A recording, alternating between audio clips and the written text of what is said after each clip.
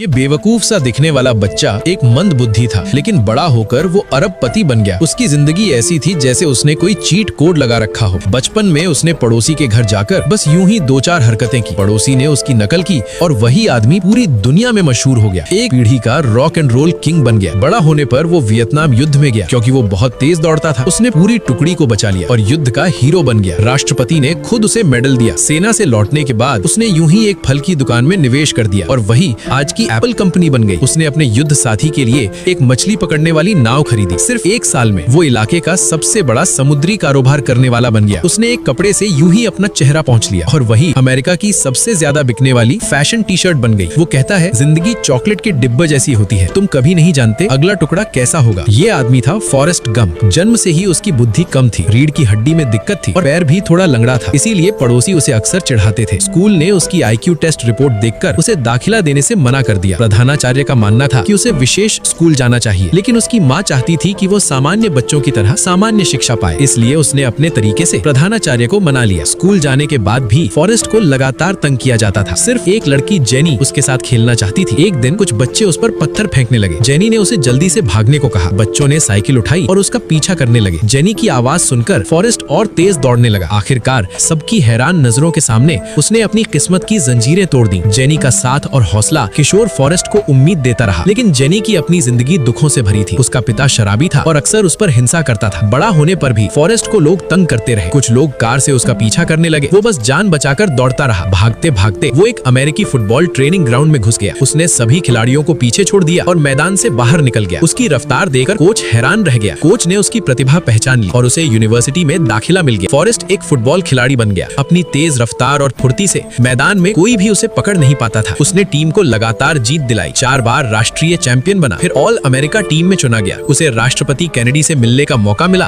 और वो सफलतापूर्वक कॉलेज से ग्रेजुएट हो गया। लेकिन उसकी कम बुद्धि को देखते हुए प्रधानाचार्य को डर था कि उसे नौकरी नहीं मिलेगी, इसलिए उसे सेना में भेज दिया गया। उस समय अमेरिका वियतनाम पर हमला कर रहा था। लगभग कोई भी सैनिक बनना नहीं चाहता था, क्योंकि हर पल जान का खतरा था। लेकिन